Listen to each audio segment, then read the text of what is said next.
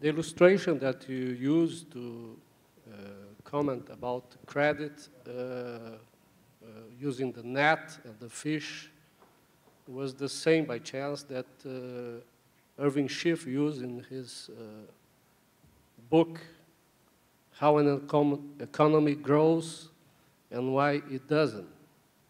And most of us should know that he's in jail because he tried to put in practice what he believes. And we all here understand that we have great ideas, but we are trying to convince someone that has the gun. How and what is your point of view regarding the transition from this kind of thing that we are living now to a real free world?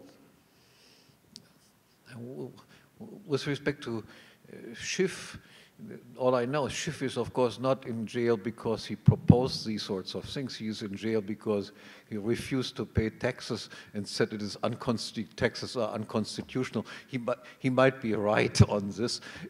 I think he was a fool to believe that if he goes to American courts, that the courts will find that he is right. That leads me back to what I said in my talk yesterday. I mean, if you have an institution that judges, sits in judgment on itself in cases of conflicts that they have with other people, you can predict what the result will be. Of course, they will find I'm right, I'm allowed to collect taxes, and you, Mr. Schiff, whether you are right on paper is completely irrelevant. You will always lose. As far as the question is concerned, what should we do? Yeah, I think there are hopeful signs. The first time in many, many years, central banks are under some sort of attack. This entire Ron Paul movement that you have in the United States, criticizing the Fed and finding lots of people who listen to this type of argument is very hopeful. Until recently, very recently, central banks were, of course, considered to be absolutely taboo institutions. The maestro Greenspan was considered to be one of the wisest and greatest men walking this earth. In the meantime, there are many, many people, hundreds of thousands of people who realize that the guy is just a crook with a nice suit on. So this is, of course, a great advance that we have made in a relatively short period of time. When I was still active teaching at the university, I always told my students there are two branches of government that are the most important ones. One is that the tax collectors; those are the ones that come with leather jackets and break your kneecaps, and then there are the people in pinstriped suits like Greenspan, who are, of course, even far more important and far more dangerous. They do not look as dangerous as the people with leather jackets and with baseball bats to break your kneecaps, but they are the real crooks. And in the meantime, as I said, there are hundreds of thousands, if not millions, of people in the world who realize that that's what they are. Well, we've got here a very philosophical question. You have mentioned that the ethics derives from a true axiom a priori. Is it possible also derives that could it be punishments in the case or for the case that the non-compliance of this true ethics? Yeah, what the ethics first does is just simply explain what justifiable rules there are. I think is another step then to argue what would be the appropriate punishment for rule breakers. Less work has been done on this. I think the basic principle there seems to be that the victim of crimes is a person who should be compensated, and there should be an upper limit to what a victim can possibly demand of a perpetrator. But the victim itself can, of course, also agree to a lesser punishment or to some different forms of punishment below the threshold of proportionality of the crime and the punishment. But as I said, less work has been done on punishment theory than on the theory of what are the positive rules that can be justified. Mais alguma pergunta? Não? Bom, então mais do que... surgiu ali. Professor Hoppe, I would like to know if the current debasement of currencies in many countries of the world is inevitable offspring or outcome of democracies or not? Is it something that is bound to happen when you have a democracy as a phenomenon, or can it be avoided somehow? Yeah.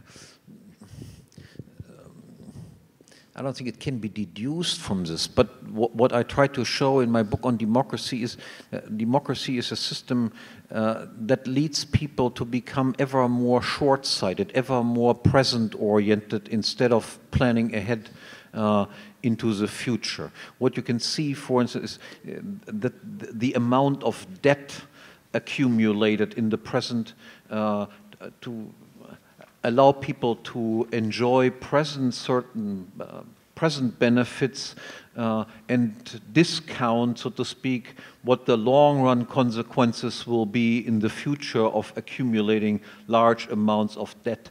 That is certainly something that is not deducible, but somehow predictable as a plausible development from the institutions of democracy. Democracy can also be, is also an institution that has certainly promoted the idea of getting rid of a commodity money standard, which does not allow as much inflationing in the present as a paper money does. So democracy has certainly sped up the process of giving up commodity money and replacing it with a fiat money, because a fiat money allows living it up in the present at the expense of problems arising in the future to a larger extent than it was possible under a gold standard or silver standard or something like this. So yes, democracy creates a mentality that makes it easier to adopt all of these institutions, makes it easier to engage in inflation, makes it easier for people to put up with paper money, makes it easier for government to go ever deeper into debt. Ok, uma última pergunta. Hi. Given the level of leverage we have today in the system, only trying to play the devil's advocate here, wouldn't it be too painful to let the market adjust itself, considering the risk during this adjustment of a lot of pain going on and a more populist solution for the ignorant people who don't understand what's going on really? I'm not quite sure if I understand what you are driving at. If Hitler or Mussolini would be a true alternative, a true option for people who don't understand what's going on and are feeling the pain, okay. instead of Obama, who is a socialist, terrible one, but even so, not that. We will eventually get in the Western welfare states will come to a point where these welfare states will become unsustainable in the same way as communism was unsustainable. So a bankruptcy must occur. It is somehow visible. They cannot pay all the obligations that they have towards pensioners and so forth, given the fact that the number of young people declines continuously, the life expectancy rises. So it is on the horizon that there must be a collapse coming. What will come out of this collapse is very difficult to say. A likely outcome is, of course, some sort of dictatorships arising in this situation. It seems to be important to me that there are also some sort of alternative visions that they are promoted. And the alternative vision that I would like to promote is that we need a world composed of a large number of very small political units, a la Liechtenstein, Switzerland, Singapore, Hong Kong, and so forth. And once the crisis will break out, it is my hope that people will come to the realization, look, we Bavarians have supported whatever people in Sicily. Some people in rich provinces have for many decades supported people who have conducted miserable policies in other places of the world. And now we are broke and we simply stop this. We say, money earned in Bavaria stays in Bavaria. Money earned in Liechtenstein stays in Liechtenstein. Germany will no longer bail out Spain and Greece and Portugal and so forth. We want to keep our wealth for ourselves. We engage in free trade, but we do no longer want a redistribution of wealth and income from countries that conduct relatively sober, decent economic policies to chaotically run places. So when the crisis comes, one scenario is we get these Hitler, Mussolini types or whatever rising to power. That is a big danger that people simply scream for dictators that solves the problem. The alternative vision is then I hope the tendency that has been underway for a long, long time towards political centralization will come to a halt and will reverse, and a process of decentralization takes place.